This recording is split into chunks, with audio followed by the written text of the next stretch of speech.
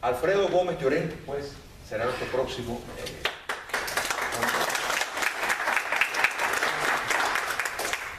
Buenas noches y muchas gracias por su asistencia, gracias Julio, gracias a los conferencistas que me precedieron. Yo quería empezar haciendo una pequeña reflexión, porque si nosotros hace una cuestión de un par de años, 2, 3 años,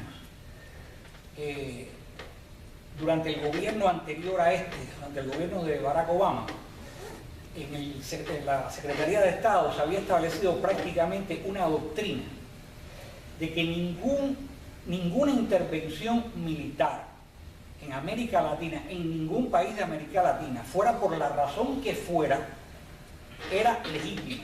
El gobierno norteamericano la consideraba ilegítima y simplemente la condenaba. El caso de Honduras en el año 2009 fue lo más llamativo de este tipo de doctrina que se estableció en la época de Obama. Sin embargo, actualmente vemos que las cosas han cambiado muchísimo. Un senador norteamericano, posiblemente el hombre en el Senado que más influye dentro de la política latinoamericana, prácticamente ha instado a las Fuerzas Armadas venezolanas a que cambien el régimen, a que participen en ese proceso de liberación. El senador Marco Rubio, todo el mundo sabe. Eso a mí me parece una cosa alentadora, y no solamente eso, sino hay que ver también lo aislado que se encuentra el gobierno de Venezuela. Hace algunos años sería impensable que un país gobernado por grupos que pertenecen al Foro de Sao Paulo pudiera ser aislado. La gritería hubiera sido mundial. El grupo de Lima no se hubiera atrevido por el costo político tan inmenso que tendría, declarar al señor Nicolás Maduro, el presidente de Venezuela, declarar persona no grata en la Cumbre de las Américas. Eso es inconcebible hace algunos años. Y sin embargo, está pasando. Hay muy poca reacción por parte de los miembros del grupo de Sao Paulo, y eso yo pienso que es una cosa alentadora. Empezando con la conferencia, o sea, las Fuerzas Armadas en procesos de liberación. Tradicionalmente se ha considerado que en un régimen democrático las Fuerzas Armadas tienen que mantenerse fuera de la esfera política y subordinadas al poder civil, y que su función es la defensa de la nación frente a la agresión externa y de mantener el orden y hacer que se cumplan las leyes y la institucionalidad interior. Realmente gran parte de estas funciones interiores podía hacerla la policía, no hace falta el ejército. El ejército podríamos pensar que simplemente es para defender a la nación de una agresión externa. En la historia contemporánea de América Latina, o sea, el siglo XX, prácticamente no hubieron en América Latina agresiones externas, o sea, choques de un país con otro, agresiones de un país con otro directas. Tenemos la guerra del Chaco entre el 35 y el 38, la guerra de las Malvinas y algunas que otras conflictos menores, pero realmente esta función de las Fuerzas Armadas no ha sido relevante. Sin embargo, sí ha habido agresiones indirectas a partir sobre todo del triunfo de la revolución en Cuba y Fidel Castro. Comienza un proceso de agresión, a veces directa, pero la mayoría de las veces indirecta, contra todos los países de América Latina. En los Estados Unidos, con excepción de la guerra civil, no ha habido ha sido así. O sea, el ejército se ha mantenido subordinado al poder civil completamente. Sin embargo, en América Latina ha habido una tradición de intervención militar dentro de la política. Independientemente de la tradición caudillista y del pronunciamiento militar heredada de la cultura política española, una de las causas fundamentales del intervencionismo en las Fuerzas Armadas en la política se encuentra, como decía el abogado, en la ambigüedad de la interpretación del concepto de democracia que es característico en las repúblicas latinoamericanas. Eso le ha abierto la puerta a la dictadura en muchos casos y le ha abierto la puerta a intervenciones ilegítimas por parte de las Fuerzas Armadas. ¿Cuándo es legítimo que las Fuerzas Armadas intervengan en la política? Solo en casos excepcionales donde las autoridades, ya sean civiles o militares, no puedan o no quieran garantizar las libertades ciudadanas y el Estado de Derecho, que es la función de una democracia. En el caso que no puedan, es el resultado de un desorden generalizado que supera la capacidad de las autoridades a mantener el orden. En el caso de que no quieran, es una situación donde se ha establecido una dictadura. ¿Cuándo es ilegítima la intervención de en la política de las Fuerzas Armadas? Bueno, cuando no exista ninguna de estas dos condiciones anteriormente dichas y el propósito de la intervención de las Fuerzas Armadas sea limitar o destruir las instituciones democráticas y establecer una dictadura. Tenemos entonces tres escenarios posibles para la participación de las Fuerzas Armadas dentro de la política nacional. Primero, establecer una dictadura, eso es ilegítimo. Segundo, defender el orden democrático amenazado, eso es una intervención legítima. Y tercero, liberar al país de una dictadura, un proceso de liberación, eso es legítimo. A partir de esta tipología, que es muy general, vamos a echar un vistazo, yo voy a hablar un poquito de la historia, vamos a echar un vistazo a la historia de la participación de las Fuerzas Armadas dentro de la política nacional en la historia latinoamericana. Yo no voy a entrar en detalles ni valoraciones, solo voy a hablar a manera de ilustración, pues cada uno de los casos que yo voy a citar puede resultar muy discutible y es sujeto a múltiples interpretaciones y por tanto tiene sus detractores y sus defensores. En el siglo XX, vamos a ceñirnos al marco latinoamericano, y en el siglo XX. En el siglo XX la primera oleada de militarismo en América Latina, o sea, de intervención militar en la política latinoamericana, comienza con la Gran Depresión Económica Mundial, que tiene lugar aproximadamente entre el 29 y el 33. El debilitamiento económico y político de las oligarquías tradicionales que controlaban los estados latinoamericanos del último cuarto del siglo XIX abrió la puerta a una oleada de golpes de Estado, donde los militares establecen dictaduras a lo largo y ancho del continente. Brasil, o sea, sobre todo empieza en el año 30. Brasil, Argentina, Perú, Ecuador, Bolivia, República Dominicana, El Salvador, Honduras, Guatemala y Cuba. En todos estos países, en los años 30, hay golpes militares y se establecen dictaduras militares. En el sentido general se puede decir que estos golpes militares dan inicio a un ciclo de inestabilidad política que va a ser, en algunas repúblicas va a ser bien nefasto. Quizás los casos más graves son el de Cuba y el de Argentina, con el golpe militar que dieron en el año 1930. Las Fuerzas Armadas Argentinas empiezan un ciclo de golpes de Estado en Argentina, que de ser el país más desarrollado de América y considerarse uno de los países más desarrollados del mundo, cayó en una situación de ser un país del tercer mundo, y una de las causas, no todas, pero una de las causas fue este ciclo de violencia militar continuado que se inauguró en el año 1930 cuando depusieron al gobierno de la Unión Cívica Radical de Hipólito Yrigoyen. Así que en Cuba sucedió una cosa parecida, pero bueno, no vamos a hablar de casos en específico. Después, si quieren, podemos conversar si se puede. Una segunda oleada de golpes militares se produce después de la Segunda Guerra Mundial, en el marco de la Guerra Fría. Ya estoy en el marco de la Guerra Fría. Se instauran dictaduras militares con el pretexto, a veces justificado, de detener los avances del comunismo y el sindicalismo en el continente. Esta segunda oleada tuvieron golpes militares en la Argentina, Colombia, Cuba, Venezuela, Perú, El Salvador, Guatemala y Haití. Este periodo se caracteriza por la intervención del Estado autoritario, se establecen gobiernos autoritarios en la economía con fines modernizadores en busca de legitimación.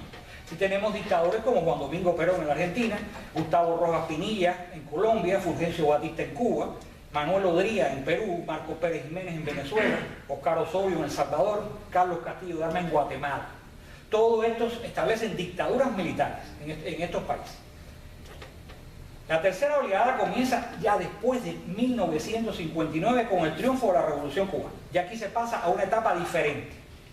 Y la llegada al poder de Fidel Castro, el cual desde sus mismos comienzos se mostró comprometido con una política exterior de ataque a otros países latinoamericanos, desde el principio, del año 59, a través de la exportación de las revoluciones declarado expresamente por Ernesto Guevara en la conferencia de la OEA en Punta del Este en el año 1961. ya que ellos tenían el derecho prácticamente de exportar revolución. Este tipo de operaciones de agresión indirecta tenía sus antecedentes en la América Latina, tenían sus antecedentes en la Legión del Caribe. Quizás muchos de ustedes conozcan qué cosa fue la Legión del Caribe, que desenvolvió sus actividades entre 1947 y 49. Y Fidel Castro participó personalmente en estas actividades, sobre todo en lo que se llamó la expedición de Cayo Conflicto. Posteriormente, con el apoyo de la Unión Soviética y la creación de la Organización Tricontinental en 1966, creció exponencialmente el potencial agresivo de La Habana y florecieron movimientos guerrilleros por todos los países del continente, trayendo como respuesta una nueva oleada de intervenciones militares. Solo sobrevivieron las democracias en México, Venezuela, Colombia y Costa Rica. Al final de la década del 70, casi todo el continente se encontraba gobernado por dictaduras militares y en medio de una severa crisis económica que las hacía particularmente vulnerables. Durante la década de los 80 comienza el reflujo de la marea militarista en el continente, pasando a ocupar los gobiernos de la República Latinoamericana, democracias muy debilitadas por la situación económica, comenzando un proceso de cambio de modelo económico desde el desarrollismo hacia lo que se conoció como neoliberalismo. El caso de éxito más importante fue que tuvo lugar en Chile bajo la dirección de Augusto Pinochet, pero en muchas otras repúblicas las políticas neoliberales resultaron un fracaso, por muchas razones que no es parte de la conferencia.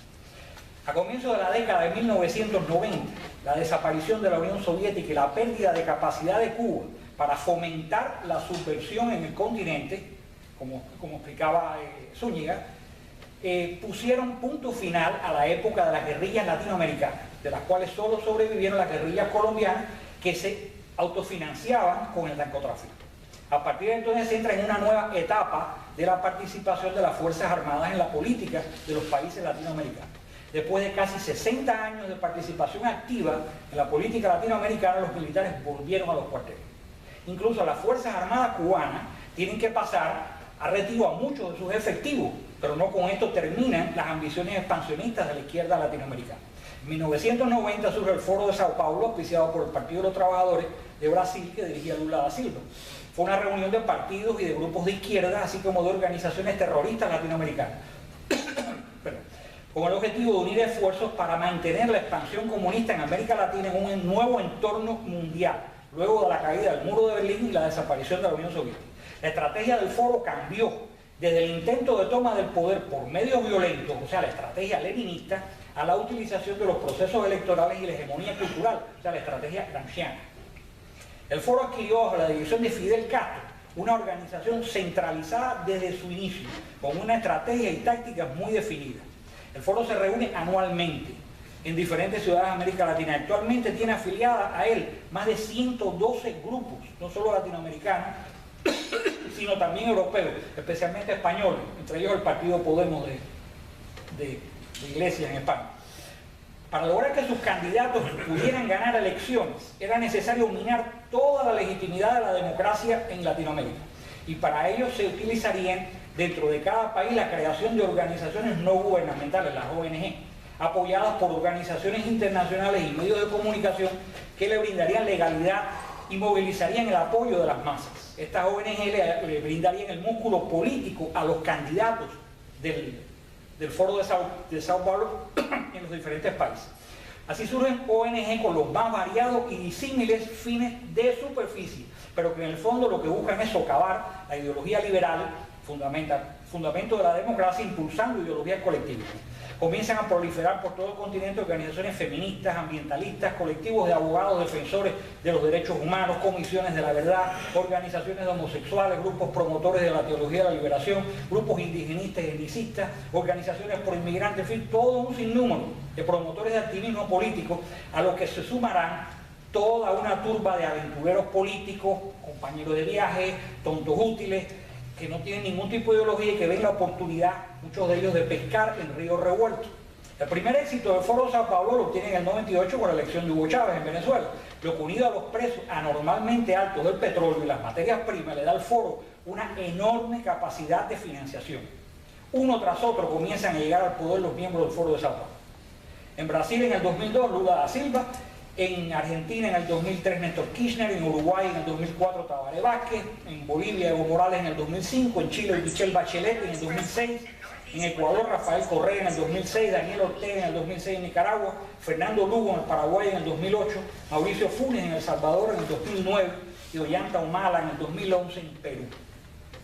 En todos los países donde los miembros del Foro de Sao Paulo han llegado al poder, lo primero que han hecho es perseguir a los miembros de las Fuerzas Armadas que estuvieron vinculados con las dictaduras militares que los derrotaron y sustituir a los mandos de los ejércitos que sirvieron bajo los gobiernos democráticos.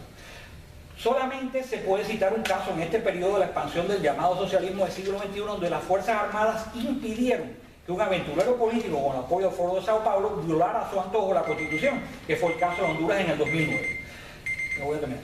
Actualmente el Foro de Sao Paulo se encuentra debilitado por la muerte de sus líderes naturales, Fidel Castro y Hugo Chávez, la caída de los precios del petróleo, la crisis económica de Cuba limitando su capacidad de subversión, la profunda crisis política, económica y social de Venezuela y los escándalos de corrupción en que se encuentran envueltos muchos de sus países, etc.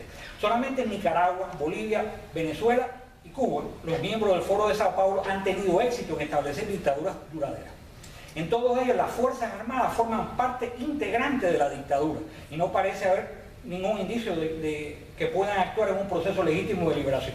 En los dos primeros casos, o sea, Nicaragua y Bolivia, la dictadura ha logrado consolidar un pacto político-social que las ha legitimizado. No así es el caso venezolano, donde el caos económico y la abierta intervención cubana le han impedido a la dictadura formar un pacto de ese tipo, sobre todo después de la desaparición de Hugo Chávez.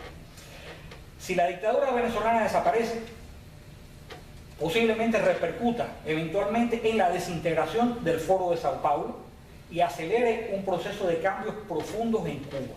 Eso es lo que nosotros esperamos. La situación en Venezuela tiene el pueblo venezolano que dar el paso, las Fuerzas Armadas venezolanas, yo no sé si podrán, han llegado a un nivel de corrupción tal que yo no sé si podrán llevar adelante un proceso de liberación. Yo tengo mis dudas, eso puede ser muy discutible, pero bueno, he querido darles una panorámica de lo que es la intervención de las Fuerzas Armadas en América Latina, sin entrar en ningún tipo de proceso de valoración, diciendo que esta ha sido legítima o que esta no ha sido legítima. Hasta aquí mi conferencia.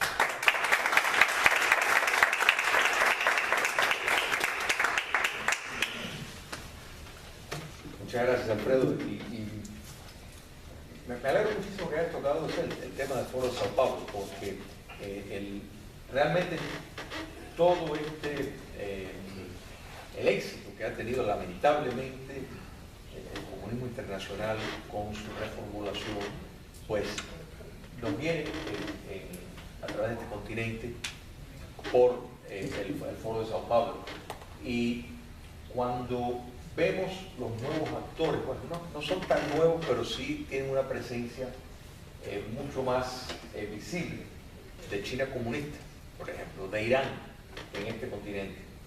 Ya el comunismo en el hemisferio occidental va adquiriendo unos matices mucho más internacional. Rusia, que tiene una presencia extraordinaria en Nicaragua, están prácticamente de socios, no solo comerciales, sino estratégicos, con la dictadura de Daniel Ortega. De manera de que es necesario, de nuevo, yo diría, sacar a las Fuerzas Armadas de los cuarteles y que precisamente puedan enfrentar el riesgo. Y como bien dijo José Venegas, cuando decimos las Fuerzas Armadas estamos diciendo cualquier ciudadano tiene derecho a ejercer el derecho de rebelión en defensa de la libertad. O sea, señalamos a las Fuerzas Armadas pensando que, bueno, que serían los agentes más eficaces. Y en determinados países, como señaló Luis, Cuba, Venezuela, existen las condiciones por la desmoralización extraordinaria, porque yo me imagino que en Venezuela, ¿qué militar no se tiene que sentir indignado de estar tomando órdenes de una potencia extranjera? Es vergonzoso eso. Y en Cuba comunista, que veamos coronel viviendo de una manera miserable comparado con algunos otros superiores que viven como un sistema de casta. Entonces, todo esto ya distancia al papel tradicional y los convierte, lo que están bien, en unos cortesanos plegados al poder, pero ese otro sector debería de responder a ese llamado de liberación, y yo creo que eso es lo que hay que incentivar. Bueno, vamos a abrir ahora a preguntas.